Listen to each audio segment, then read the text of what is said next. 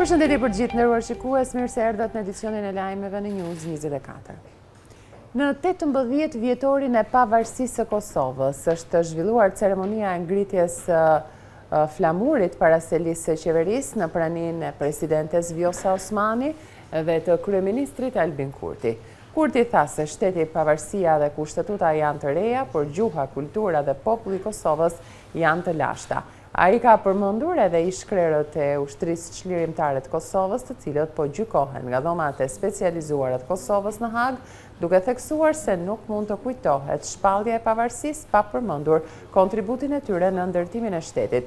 Në Kosovë për këtë ditë ndodhet edhe presidenti Bajram Begaj, ai ka uruar përmes një postimi në rrjetet sociale. Po ashtu edhe kryeministri Edi Rama uroi pavarësinë e Kosovës. Shteti i Kosovës u shpalli pavarur në 17 shkurt 2008. Deri në qershor të vitit 1999, shqiptarët vuajtën pasojat e spastrimit etnik nga ushtria e Miloševićit. Pas përfundimit të luftës dhe vendosjes së trupave ndërkombëtare në Kosovë, në nëntor të 2005-s nisi zyrtarisht procesi për statusin përfundimtar.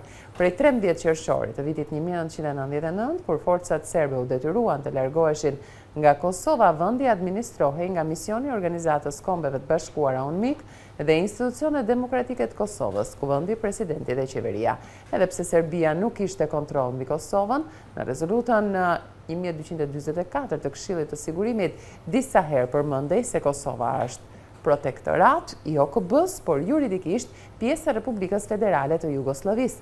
Në 2 shkurt 2007, i dërguari special për statusin e Kosovës, Marti Ahtisari, dorëzoi propozimin e tij në Prishtinë dhe Beograd për pavarësinë e kushtëzuar të Kosovës, hap që çoi drejt krijimit të shtetit pavarur, pasi u mbajtën disa raunde bisedimesh. Kosova shpalli pavarësinë në 17 shkurt 2008.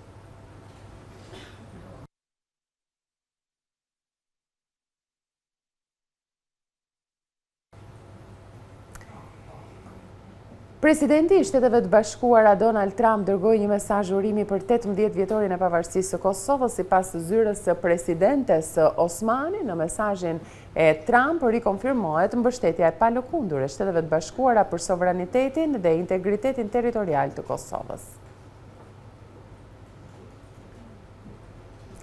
Kryeministri Rama akuzoi prokurorinë speciale të Hagës se për 2 vite ka kërcënuar presidenten e Kosovës Vjosa Osmani që të lejonte të kontrolloni zyrën e saj në kërkim të provave kundër 4 liderëve të UÇK-s që po gjykohen në Hagë. Nga Prishtina ku mori pjesë në promovimin e librit Kur flet heshtja të akademikut Ahmet Shala, Rama akuzoi gjykatën e Hagës se po ndërmerr ndaj 4 liderëve të UÇK-s dënime të ngjashme me gjykatat në Serbi, duke i varrosur për së gjalli.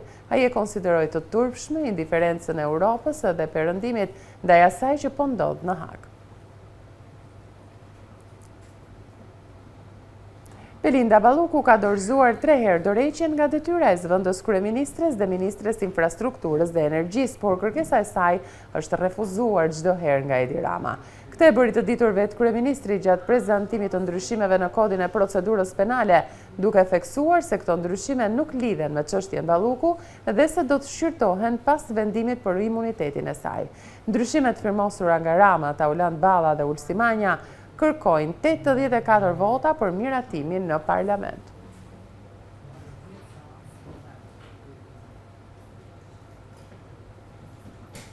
Nisma e socialistëve për ndryshime në kodin e procedurës penale ka shkaktuar tensionet forta në Komisionin Parlamentar të Ligjeve.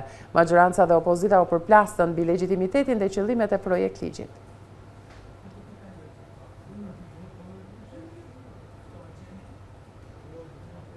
Këshilli për rregullorën, mandatet dhe imunitetin do të mblidhet në datën 23 shkurt ora 10. Kryetari i Kuvendit Niko Peleshi ka firmosur urdhrin për mbledhjen e Këshillit, ku do të shqyrtohet kërkesa e SPAK për marrjen e autorizimit për heqjen e lirisë apo arrestimin e deputetes socialiste Belinda Balluku. Në këtë mbledhje, përveç 10 deputetëve antar, 5 socialistë dhe 5 opozitar, do të marrin pjesë prokurorët e SPAK si edhe Belinda Balluku së bashku me avokatin e saj. Pas kësaj mbledhje do të hartohet raporti që do të shkojë për votim në seancë plenare. Në seancën 5 marsit pritet të shqyrtohen përfundimet e Këshillit të Imuniteteve. Prokuroria e posaçme SPAK ju drejtua në 16 dhjetor 2025 Kuvendit të Shqipërisë me kërkesën për marrjen e autorizimit për arrestimin e Belinda Ballukut.